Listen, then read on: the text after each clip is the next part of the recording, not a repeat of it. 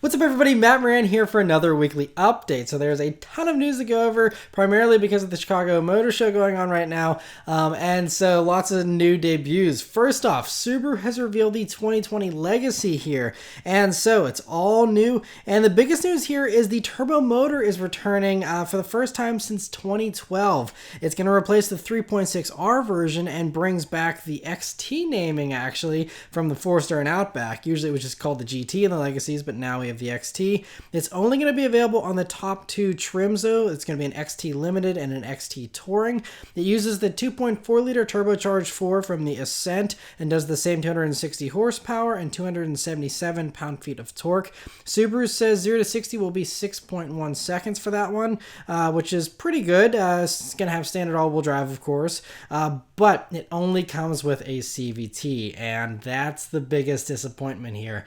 I could have even lived with a normal automatic, but of course Subaru doesn't have a normal automatic anymore to use, honestly, and so they are stuck with the CVT. It would be nice if they offer a manual. I'm really keeping my fingers crossed they do some type of cool return of the Spec B. If they did that with a manual, I mean, they have the STI manual that can handle, the lesser horsepower here of 277 pound-feet of torque. So, I mean, they could totally, have the STI, even if the WRX manual doesn't work, use the STI manual, make a Spec B version, and you might just get me back in a Legacy. We'll have to see.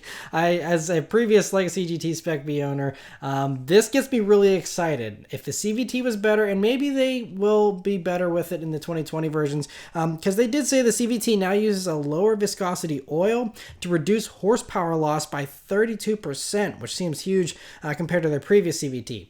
So maybe it'll be better shifting and feel more natural. I've seen with Toyota, they can make a very good CVT that has quick shifts and is actually sporty and acts like a normal manual. Now, the best thing with the Toyota one is it has a real first gear. This does not, so I still don't think it's going to feel as good as that CVT in the Toyota and the Corolla hatchback and the Lexus UX. But I'm still trying to keep an open mind. I really want to drive one of these things. If any of you are planning on buying it, definitely hit me up if you are willing to let me review it. I'm really eager to drive one of these still because I think it could be really cool. It's also a very unique combo, because none of the other competitors really have anything like this. The Mazda has the turbo motor now, but it's front-wheel drive in the Mazda 6. Nissan, you can either get all-wheel drive or a turbo engine, but you can't do both together. Then the Accord offers the turbo motor and a manual, which still makes it king in my book. But that's front-wheel drive, so if you need all-wheel drive, that kind of is a little bit of a bummer there. So anyway, it's pretty exciting still, I think. So other things here. Now you can still get, if you don't care about performance, you can still get the regular base engine as a 2.5 liter Boxer 4, and that's the standard motor. It's going to be the same revised one that you got in the 2019 Forester, with nearly 90% of the parts being new, supposedly, according to Subaru, and that does 182 horsepower, 176 pound-feet of torque. That one has a leisurely 0 to 60 time of 8.4 seconds. It'll do 27 mpg in the city, 35 on the highway. By the way, for that turbo motor, you really don't get any kind of sacrifices because of the turbo. I mean, it's not quite as good as the naturally aspirated one, but it's still pretty good. That turbo motor does 24 mpg in the city, 32 on the highway. Still very impressive for that much power.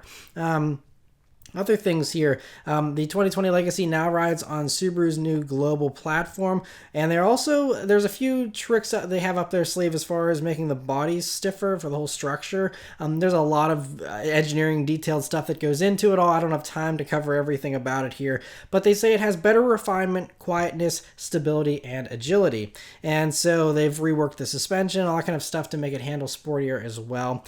Inside is very impressive too. There's an 11.6-inch touchscreen that's standard on all but the base trim. The base trim instead gets two 7-inch screens stacked on top of each other, which is a little odd. But it's awesome that it's really standard. I would just assume they would have had a different dashboard there for lower trims with just a normal screen, but instead you got this huge 11.6-inch one.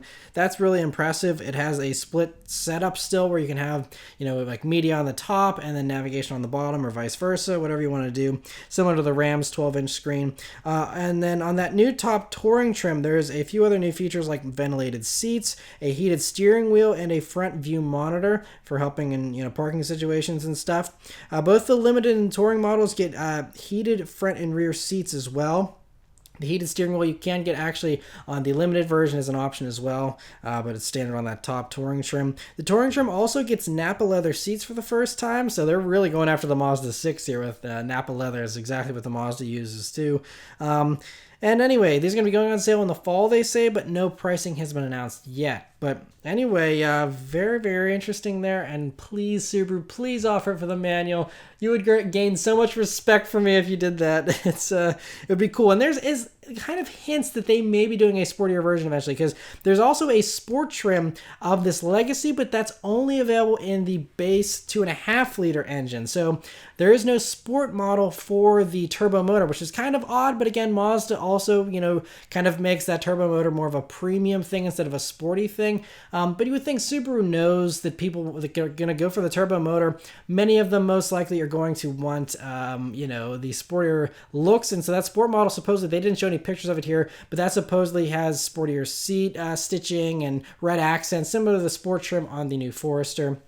So, it could be something like that maybe eventually they'll offer a sport manual for the turbo motor or something. But I really hope they call it a Spec B. That would be very cool. But we'll have to wait and see. Anyway, cool to see that. Another awesome sedan here that was revealed is Volkswagen revealed the new Jetta GLI. And this is a 2019 model year vehicle, which means it's going to be available in the spring.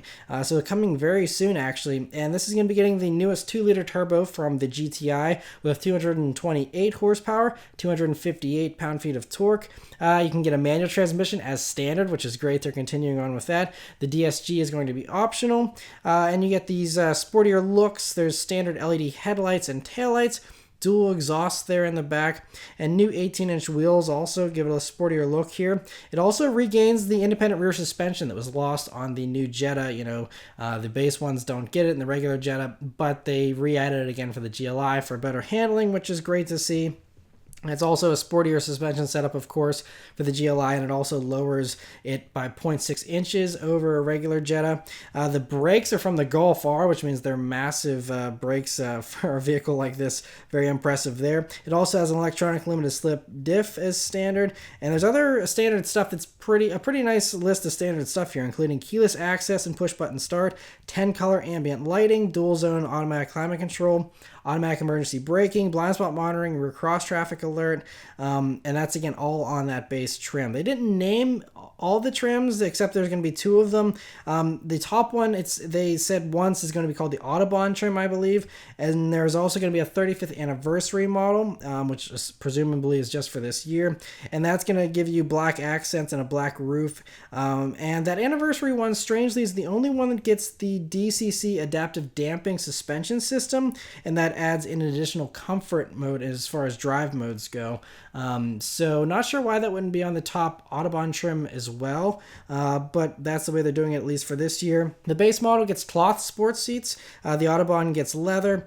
Other available features that I'm, again, assuming are going to be available in that Autobahn trim or standard in that top Autobahn trim are digital cockpit gauges with unique GLI graphics, a panoramic sunroof, heated and ventilated seats, which is a nice impressive feature, and Beats audio stereo system. And they also say the sport mode gives more responsive throttle shifts, tighter steering, and more spirited exhaust note. So don't know if it has an actual active exhaust, but I'm inclined to believe it's just them piping in more sound, because I don't believe the GTI has any kind of active exhaust or anything. So we'll have to wait and see, but there's no pricing listed for that yet, but we should be getting it very soon, considering this is going to be on sale, this spring, and we're only about a month away from spring here, so we'll have to wait and see on that, but sounds very, very promising. It'll also depend on how much they price it at. The Volkswagens have been getting more and more expensive as the years go by here. Not quite the bargain they once were. Still get a lot of nice features, but it's just a little bit of a nicer vehicle, so it's probably not going to compete with the Elantra Sports and stuff like that at low 20,000s. I'm guessing this will be mid to high 20s into the 30s easily. So we'll have to wait and see. Mazda has revealed their 30th anniversary edition of the Miata in this racing orange color, and there's not too many changes. It just it also gives you orange brake calipers, door panels, air vents, and stitching. It also gets exclusive raised forged aluminum wheels, and it's only available with Alcantara for the seats, doors, dashboard, all covered in the stuff. They also get the Recaro seats that are available in other trims of the Miata, the Brembo brakes, the Bose stereo, and interestingly, they also say Apple CarPlay and Android Auto, which is interesting because the 2019 Miata that I had as a press vehicle didn't have Apple CarPlay and Android Auto. So I'm guessing maybe this is like a mid-model year update. They're finally including that. So that's good to see. Anyway, they're going to be available with both manual or automatic on regular and RF models, but they're going to be very, very rare. So if you get the manual, you also get the limited slip differential Bilstein shocks and front shock tower brace, much like the GT package of other Miatas.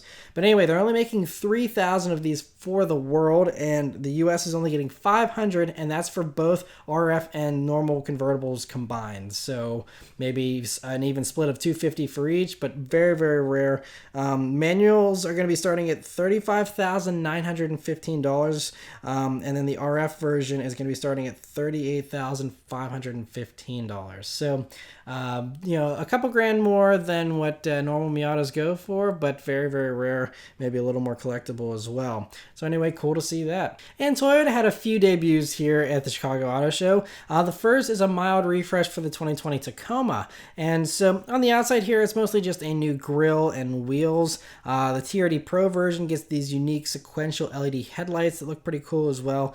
It also gets a panoramic view monitor to kind of see better when you're off-roading, the ground and stuff. There's also a multi-terrain monitor as well.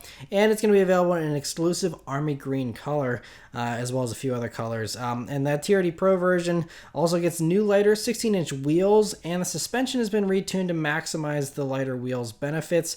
The biggest news, I think, is actually on the inside, where there's a new infotainment system available in either 7-inch or 8-inch sizes, and is the first Toyota to feature Android Auto, actually, in addition to Apple CarPlay and Amazon Alexa, and that's the biggest news here. And it sounds like at least all the Toyota trucks are getting the Android Auto here for the 2020 model year, and I'm assuming, because this is just a software thing, I'm assuming that all 2020 Toyotas will be getting Android Auto, and so this is the first official sign of that, which is awesome that at least the trucks are definitely getting it here. Other stuff here is that there's a new 10-way power adjustable driver's seat with power lumbar, but mechanically they're unchanged with the 2.7 liter 4-cylinder or the 3.5 liter V6 available paired to an automatic, which is still a 6-speed, or you can actually still get the 6-speed manual on the V6 models as well. So great, they're continuing on with the manual. And that would be my pick, because all the automatic Tundras I've reviewed, it's just way too slow to downshift, so I'd probably go for the stick myself. Toyota has also added 2 other TRD models here. The first is the RAV4, now gets a new TRD off-road trim. It's pretty similar to the RAV4 Adventure trim, but adds unique red springs and revalve twin-tube shocks, so it's going to be a little bit better off-road. There's new bump stops as well for greater wheel travel, but they said ground clearance is the same as the Adventure trim at 8.6 inches. It also gets some 18-inch matte black TRD wheels as well. Inside you have red stitching and trim, but otherwise the looks and stuff are all basically very, very similar to the Adventure trim and identical in some ways as well. But anyway, interesting to see that. Toyota has also added a TRD Pro version of the Sequoia, which continues on for the 2020 model year. They're continuing on with it. I mean, I guess they sell enough of them that it's worth keeping around, but I hardly ever hear of anyone buying a Sequoia anymore. Anyway, so for the TRD Pro version, same formula they did with the Tundra, has the same V8 and all that kind of stuff, but gets Fox shocks all around, a unique spring rate, 18-inch forged BBS wheels, a front skid plate, roof rack and running boards, and then there's a new grille, there's LED headlamps there that look a little bit cooler, and Rigid Industries LED fog lights as well. And like the Tacoma, it can also be had in army green as well as white, black, and gray. The interior gets TRD Pro badging, red stitching again, and an updated touchscreen infotainment with Apple CarPlay, Android Auto again, and Amazon Alexa. And by the way, thanks to Brian Williams, my spy photographer, who actually was able to snap those pictures of that infotainment display for me, because Toyota strangely didn't include any pictures in their press release of that. Next up, though, Ram has revealed a new tailgate for the 2019 Ram. And so this is a response to the GMC Multi-Pro tailgate, I think. And so you can see it has a 60-40 split there down the middle. And so this is supposed to give it traditional like barn door style openings to the tailgate there. It still works like a normal tailgate if you want, with folding down, or again it can fold out one or both of the sides. It's going to be a $995 option on any Rams, and should be available this spring. So interesting to see that. Ford has some truck news here. They have updated their F-Series Super Duty trucks for the 2020 model year, and this is going to compete with all the newcomers that have been popping up here in the past month. And they didn't give any towing or payload ratings yet for the new trucks here from Ford, so we don't have any of that to compare. But exterior-wise, you can see the changes are minor, with a new grille, tweaked headlights, tailgate, and tail lights. They all get the new 10-speed automatic to replace the 6-speed auto from before. There's 3 engines available. First is the 6.2-liter V8. That's the same as before. But then next, you have the updated 6.7-liter turbo diesel V8, and that has a new variable geometry turbo for faster throttle response, improved injectors that are quieter, and also stronger engine internals. But again, no specs were listed for that one either. The most exciting news for enthusiasts, though, especially Mustang enthusiasts potentially, is a new big block 7.3-liter gas V8 engine that they're making available here. The largest gas V8 out of any of these trucks. It's pretty old school too. It is a pushrod design, only has port injection, an iron block, and a forged crank. And so they don't have any specs for this one either. But if they want to compete with the largest V8 gas offerings from the other competitors, then it should be doing at least 400 horsepower. The big news here, though, is now this is going to be replacing the Triton V10 that they've had for years and years. But supposedly this 7.3-liter V8 is compact enough that it does fit in the Mustang engine bay. And, with some cool historical large big block Mustangs that have not been used yet as far as naming goes, this could, because 7.3 is too big, but they could sleeve it down a little bit to make it a smaller displacement, but then still make it 429 cubic inches, make a new Boss 429 that would be kind of like a drag strip beast, or, a comfortable cruiser kind of beast, like a Mach 1 style thing. And that would be very cool to do a new Boss 429, especially if it fits. We'll have to wait and see. But that would be very, very, very awesome, and would be a very cool final hurrah for the current generation Mustang in a few years to keep it fresh, because right now, yes, GT500 is super hot, Bullet is, still very exciting, but, if their Mustang is going to be lasting in this current generation until 2021 or for the 2022 model year, then, you still got a couple of years to try and keep it alive, and obviously the GT500 is enough to do that as far as excitement goes, but this could be a very cool final hurrah with a large, huge, gas engine before they start going full-on hybrid and stuff like that for the next-gen version. So we'll have to wait and see. Anyway, interesting to see that. Moving on, other truck news here. Chevy has revealed the new 2020 Silverado HD, and also reveals that the 6.6-liter Duramax turbo diesel V8 in it now makes 910 pound-feet of torque. So that's less than the Ram's 1,000 pound-feet, but it does slightly beat the Ram on towing. So the Chevy does 35,500 pounds, which is also, I think, the same as the GMC. They just revealed those numbers too. So that's 400 pounds more than the Ram for towing. Payload is 7,466 pounds, and it all runs through the new Allison 10-speed automatic. They also say every part between the transmission and the wheels have been upgraded to handle the extra stress of these ballooning numbers in these heavy-duty trucks. There's also a new 6.6-liter gas V8 that comes standard as the base engine, and it does 401 horsepower, 464 pound-feet of torque, and can now tow 18% more than before as well, although didn't give any kind of specifics there. Also gets the new rear transparent trailer camera feature, which is something they showed off on the GMC, and the Chevy seems to get it too. Overall length and wheelbase are both longer than before for more interior room, but otherwise, very similar interior to the new Silverado, which I just reviewed here this past week. But anyway, these are going to be on sale this summer. Nissan this week has revealed a refresh for the 2020 Rogue Sport at the Chicago Auto Show here, and it's got some sharper looks, including longer headlamps there, and new grille, hood, taillights, and wheels. There's also nitro lime and monarch orange metallic colors available now as well. Mechanically, it's the same as before, which means it's pretty underpowered, but Nissan's Safety Shield 360 is now standard on even the base trim, which is good news for those that are distracted. They didn't release any pricing or release dates for this yet, but I'm sure we'll be getting that here in the next few months. Kia has also revealed their refresh for the 2020 Sportage this week at Chicago, and it also gets new headlights, fog lights, and both of those are available as LEDs too, and I think it looks pretty good. You get a new front grille and new bumpers both in the front and the back. There's redesigned tail lamps and exhaust tips as well. There's also a new steel gray color, which I'm guessing will be borrowed from the Stinger or something. Inside there's new leatherette seats available. There's standard 8-inch touchscreen with Apple CarPlay and Android Auto now. There's a new steering wheel and air vents, as well as an available wireless charging pad for all the interior updates here. There's also a new S trim that supposedly has a sportier look, but was not pictured in the release here. And there's also advanced driver assistance features now available as well for those that are interested in that. Mechanically, it's the same as before, which means you either have a 2.4 liter 4-cylinder or the 2-liter turbo with 240 horsepower and 260 pound-feet of torque. And I kind of forgot that they had that turbo motor there for the Sportage. That's pretty cool, and is kind of a little bit of a competitor to this Mazda CX-5 and stuff. Anyway, these refreshed Sportages are going to be going on sale in the spring.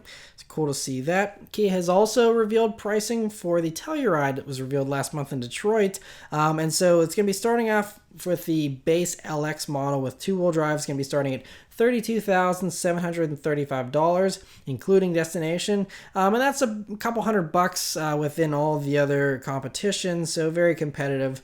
Fully loaded, it'll run $46,935, which is a couple grand cheaper actually than some of the fully loaded competitors. Like the Honda Pilot, I think it's up to like $49,000, and so we'll have to see how the Telluride drives and stuff since it's brand new. But anyway, they're going to be on sale this spring, so that sounds pretty promising.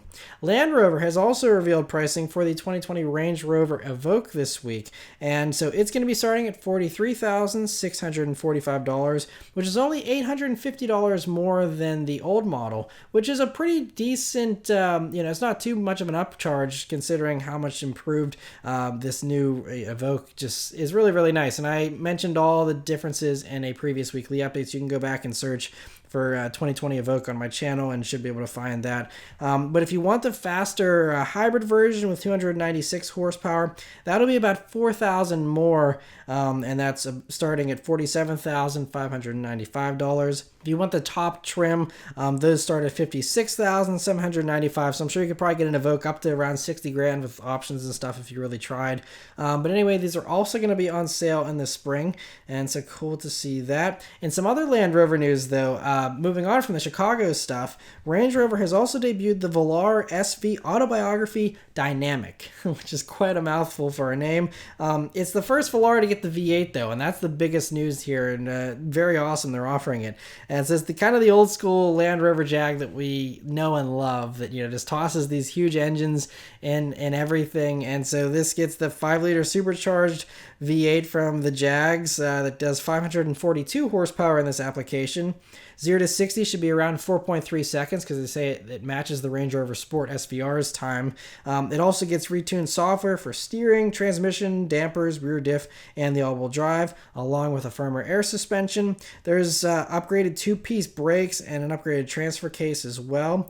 There's forged 21-inch wheels too, and it also has an active exhaust with these massive quad tips that makes for a very bold look. And looks-wise, it also gets more aggressive bumpers and side sills. There isn't any kind of pricing listed for this yet, but Land Rover says while they won't limit production of it, it's only going to be a 1-year model. So they're only doing it for this model year, and that's it. So if you want one, don't wait. Go out and buy one, because they're not going to be making it much longer. And I think that's partially just because, again, they're going to hybridize everything. Jag's talking about going completely electric for their entire range and stuff. So, this might be the final hurrah, at least for Land Rover and Range Rover, for just shoehorning these massive supercharged V8s into these SUVs, which would be really sad if it is the last hurrah, but it would be quite a way to go out if it was. Audi this week has revealed slight tweaks to the 2020 TT RS to kind of bring it in line with the other updates that the other TT models have gotten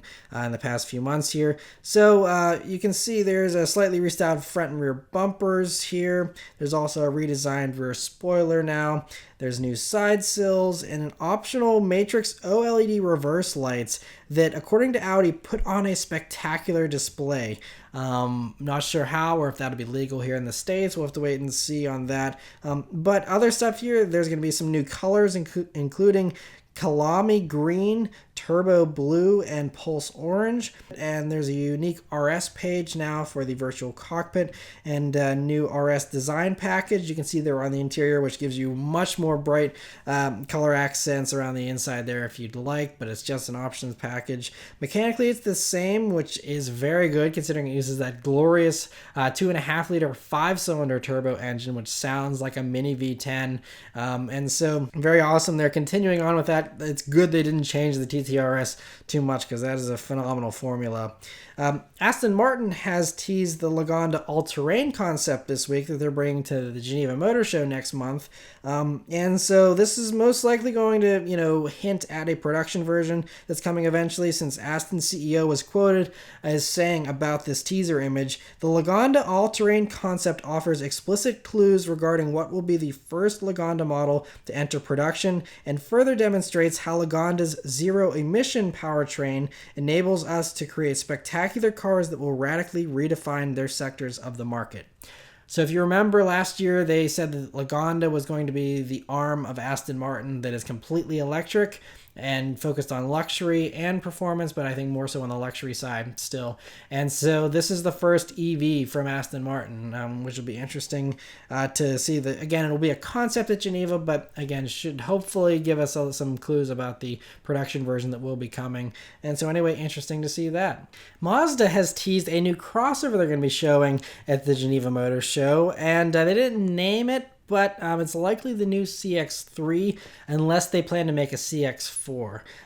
It looks like it's too small to be the CX-7, but there's, talk of maybe that coming back at some point as well. But anyway, Mazda says it's a brand new addition to the Mazda lineup, which makes me think it might be a new name, but who knows, we'll have to see. Anyway, it's whatever it is, it'll most likely use the same Skyactiv underpinnings that are new from the Mazda 3, and so if it is even just the CX-3, this means it's going to grow a little bit, and I think that platform would actually make it a compact instead of a subcompact.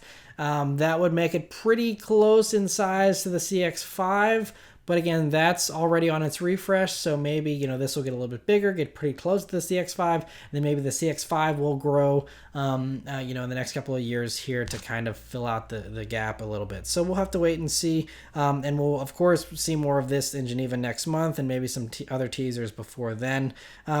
Toyota has also teased something that they're actually going to be showing in Japan on February 9th, which is this Saturday. So follow me on Twitter at Matt Maran to see whatever it is that they're doing with the Supra here. But this image is supposedly, it's a teaser image for what they're calling the GR Supra Performance Line Concept TRD. Another mouthful. And so all we can see is it has a huge spoiler on the back. Again, this is, a sketch, so it's probably a little bit exaggerated.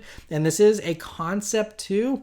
But obviously we have the production Supra, so whatever this is a concept is just a concept of parts, I would think, and not, some type of, strange body or anything like that. So There's a bunch of different possibilities as far as what this could be. This could be a hint at a future high-performance version of the Supra, of course. Could also give us a hint at a more track-oriented version that maybe would have a manual transmission and be the first showing of that, maybe, if they're planning on doing something like that. We'll have to wait and see. And yeah, so stay tuned. And of course, next week's weekly update, I will be covering it as well there if you don't want to hop on Twitter. BMW has also teased the iNEXT electric crossover here that they're working on, and they're showing it doing some cold weather testing, and has heavy camo but looks to be a little sleeker and less boxy than other BMWs, a little more aerodynamic and streamlined there, and looks similar in size to the Mercedes EQC, actually very similar in shape to the EQC, interestingly. But BMW has said it should arrive by 2021, but if they're already doing cold weather testing and it looks to be wearing production body and stuff, I can't imagine this taking 2 more years to develop if they're at this point of testing already. So I don't know. I'm going to go out on a limb and say it might actually debut sometime next year instead of in 2021. And anyway, interesting to see that. We also have some unofficial spy photos of a BMW here, the new M3, and these were taken thanks to my spy photographer Brian Williams. And so I talked about the new M3 already recently, how there's speculation that seems pretty legit that it's going to have a manual rear-wheel drive version with a little less horsepower, and then a higher horsepower all-wheel drive automatic only version as well. It'll have the switchable all-wheel drive system like the M5, so it'll have a rear-wheel drive mode of its own.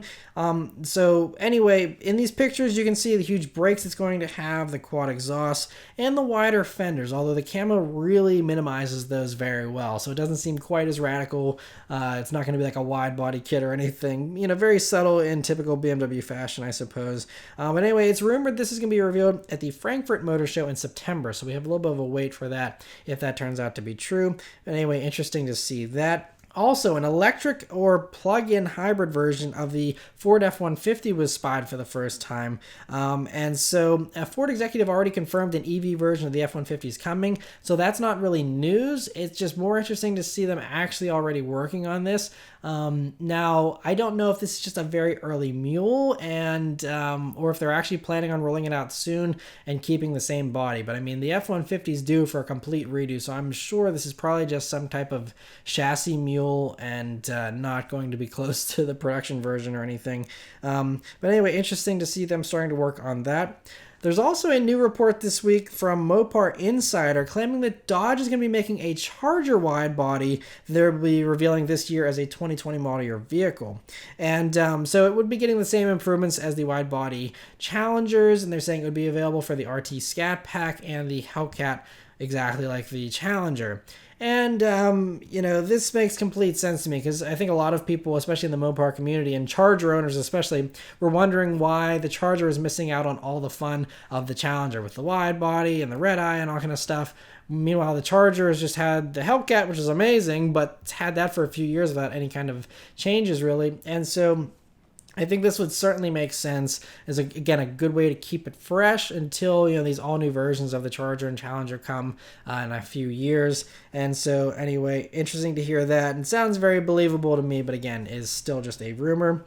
Auto Express has a report out this week claiming that the already confirmed Hyundai Tucson N, that there's going to be, basically what it'll have is 340 horsepower, they're claiming, according to Auto Express, and a 0 to 60 time under 6 seconds, which I think should be easily attainable with 340 horsepower. It could even be, well into the fives. And this would definitely make it the highest performing vehicle in its class, too. You think about, you have the Mazda CX-5 and stuff like that with 250 horsepower, and that's basically as high as it goes. If you want higher horsepower in an SUV that size, you have to go up to the luxury stuff, the Mercedes GLC 43, the X3 M's, and the M40i's and stuff like that. So this would be pretty promising. The only confusing part about this report is they say that it's going to arrive towards the end of the current model's life cycle. And that's odd because, usually, at least with the Veloster, it debuted with the brand new version of the Veloster. And so putting a very promising performance package together for a vehicle that's going to be killed off in a year or something seems to be a waste. I'm guessing it could just port over to the new version, but it still would mean that if this is true, it would debut with an older interior and stuff whenever you have the brand new competition having, better NVH, most likely, nicer interior materials, all that kind of stuff. So we'll have to wait and see. But anyway, Auto Express says this should be arriving within 2 years. So anyway, interesting to hear that. And the last report this week is Tesla has cut the price of the Model 3 by another $1,100 in this aggressive attempt to try and get the price closer to that $35,000 base price that Elon Musk promised, way back, I guess, a year or two ago. So it's now going to be starting at $42,900 before the tax credits, which now are only $3,750 for the federal rebate. And so that brings the net price down to under $40,000 now, $39,150. But again, is still, a little ways off from that $35,000. Again, that's only for like if you only want black with the base wheels, that kind of stuff. You still want a nicer one. You're going to be paying well into the 40s very, very easily, even with the rebate. And so, anyway, interesting to see them continuing to work on that pricing, and still seems to be, even the higher price doesn't seem to be stopping anyone. They're just popping up everywhere here, at least around my area, and just they're on fire as far as sales goes. They're popping up everywhere. So anyway, interesting to hear that. But yes, that's it for all the news this week, guys. So let me know your thoughts and everything in the comments below. Thank you guys very much for watching. I'll see you next week. Take care.